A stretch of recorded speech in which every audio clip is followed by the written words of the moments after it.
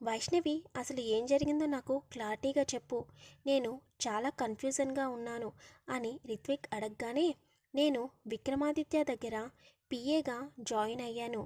పిఏగా select అయినందుకు salary అనేది ఎక్కువ వస్తుంది అని అంటుంది. అసలు వైష్ణవి దగ్గర నుండి అలాంటి మాటలు ఎక్స్పెక్ట్ చేయని రిత్విక్ ఒక క్షణం షాక్ అవుతాడు. వెంటనే వైష్ణవి చెయ్యి పట్టుకుని, వైష్ణవి, నువ్వేం మాట్లాడుతున్నావో నీకు అర్థమవుతుందా? విక్రమాదిత్య దగ్గర పిఏగా జాయిన్ అవ్వడం ఏంటి అని అంటాడు. అదేం లేదు విక్రమాదిత్య గారు, తనకు పిఏ కావాలని ఎవరైనా ఉంటే చెప్పమని నాకు చెప్పారు.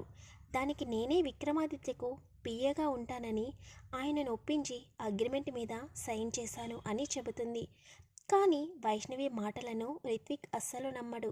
తప్పకుండా విక్రమాదిత్యకు మరియు వైష్ణవికి మధ్య ఏదో జరిగిందని, విక్రమాదిత్య వైష్ణవి చేత అగ్రిమెంట్ మీద సంతకం చేయించి ఉంటాడని ఊహించిన రిత్విక్ నెమ్మదిగా ఏం జరిగిందో తెలుసుకోవాలని అనుకుని, ప్రస్తుతం వైష్ణవి ఇప్పటికే చాలా బాధగా ఉంది.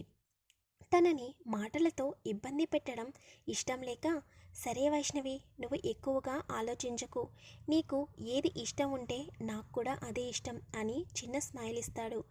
వైష్ణవి రిత్విక్ ఫేస్లోకి చూస్తుంది. రిత్విక్ చాలా నార్మల్గా ఉంటాడు. అది గమనించిన వైష్ణవి రిత్విక్ వైపు చూసి, నన్ను అర్థం చేసుకున్నందుకు చాలా చాలా థ్యాంక్స్. ఈ జాబ్ నేను ఎందుకు సెలెక్ట్ చేసుకున్నాను అంటే, అనాథాశ్రమానికి చాలా తక్కువ ఫండ్స్ వస్తున్నాయి, అందువల్ల నా వంతు సహాయం నేను చేయాలని అనుకుంటున్నాను అని చెబుతుంది. దానికి మనసులో ఇలా అనుకుంటాడు రిత్విక్, నువ్వు చెబుతున్నదంతా అబద్ధం వైష్ణవి. నీకు ఆ అనాథాశ్రమం అంటే చాలా ఇష్టం కాబట్టి ఆ అనాథాశ్రమంలో పిల్లలు ఇబ్బంది పడకూడదని నువ్వు ప్రతినిత్యం అనుకుంటూ ఉంటావు. కాబట్టి అక్కడున్న పిల్లలకు ఎటువంటి ఇబ్బంది రాకుండా ప్రతి నెల నేనే వేరే పేరుతో ఫండ్స్ని అనాథాశ్రమానికి పంపిస్తున్నాను. కానీ ఈ విషయం నీకు తెలియదు. కానీ ఏదో జరిగింది నీకు విక్రమాదిత్యకు మధ్య. తప్పకుండా నేను కనుక్కుంటాను. నీకు ఏం జరగకుండా చూసుకునే బాధ్యత నాది అని మనసులో అనుకుని, ఓకే వైష్ణవి, నాకు కొంచెం ప్రాజెక్ట్ వర్క్ ఉంది, నువ్వు నీ క్యాబిన్లోకి వెళ్ళు, ఏమన్నా ప్రాబ్లం ఉంటే నాకు కాల్ చేయి అని చెబుతాడు. వైష్ణవి సరే అని చెప్పి అక్కడి నుండి తన ఛాంబర్లోకి వెళ్ళిపోతుంది. వైష్ణవి ఛాంబర్లోకి వెళ్ళిన తర్వాత విక్రమాదిత్య అన్న మాట ప్రతిదీ గుర్తుకు వస్తూ ఉంటే, అప్పటి వరకు తను ఆపకుండా ఉన్న కన్నీళ్లకు స్వేచ్ఛనిస్తుంది. అసలు విక్రమాదిత్య ఎందుకు తనంటే అంత ద్వేషమో అర్థం కావడం లేదు. ఎంత ప్రయత్నించినా కూడా తను విక్రమాదిత్యను చూడడం ఇదే మొదటిసారి. తనకి విక్రమాదిత్యకు మధ్య ఎటువంటి పాత గొడవలు లేవు. తనను చూసింది లేదు. మరి ఎందుకు తనని ఇంతగా బాధ పెడుతున్నాడు? ఆఫీస్లో ఎంతమంది ఎంప్లాయీస్ ఉన్నా కూడా వచ్చిన దగ్గర నుండి తనని ఎందుకు ప్రతి నిమిషం తన మాటలతో చేష్టలతో బాధ పెడుతున్నాడో అర్థం కాక వైష్ణవి ఏడుస్తూ ఉంటుంది. ఇంకా విక్రమాదిత్య తన ఛాంబర్లో కూర్చుని ఇలా అనుకుంటూ ఉంటాడు, నిన్ను వైష్ణవిని ఇప్పటి నుంచి అస్సలు కలవనివ్వను. వైష్ణవిని నా సెక్రటరీగా ఎందుకు పెట్టుకున్నానంటే, ఎప్పుడు వైష్ణవి ఇక్కడే నా ఛాంబర్లో నా కళ్ళెదురుగా మాత్రమే ఉంటుంది. నేను ఎక్కడికి వెళ్ళినా కూడా, చివరికి నేను ఫారిన్ వెళ్ళినా కూడా వైష్ణవి నా వెంట రావాల్సిందే. అది తన డ్యూటీ.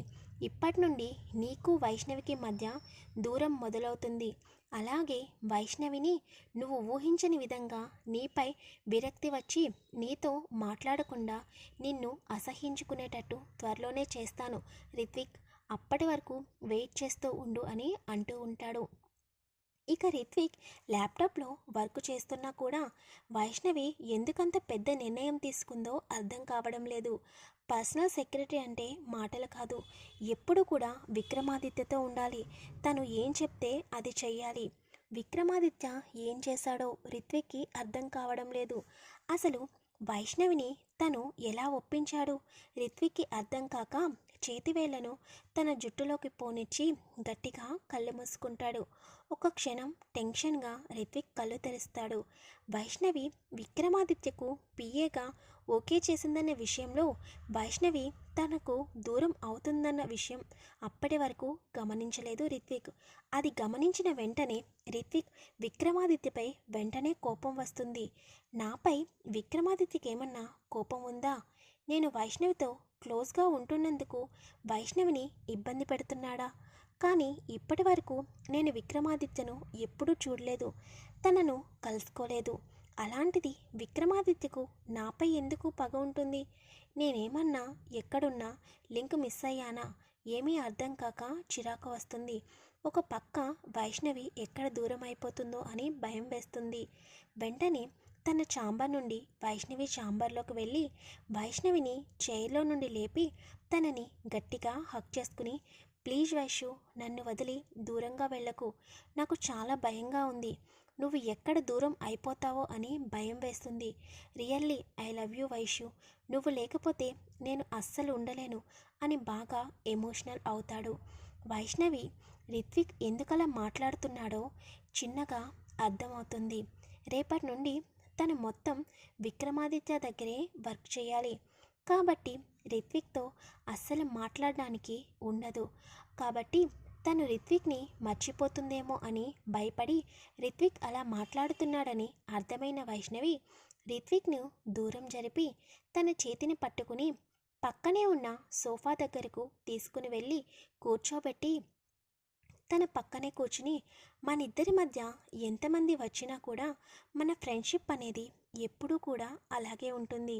నేను నీకు మాటిస్తున్నాను, ఎవరు ఏదో చేశారని, ఎవరో ఏదో అన్నారని మన ఫ్రెండ్షిప్ని నేను వదులుకోలేను, అలాగే నిన్ను దూరం చేసుకోను. ప్లీజ్ నువ్వు ఎక్కువగా బాధపడకు.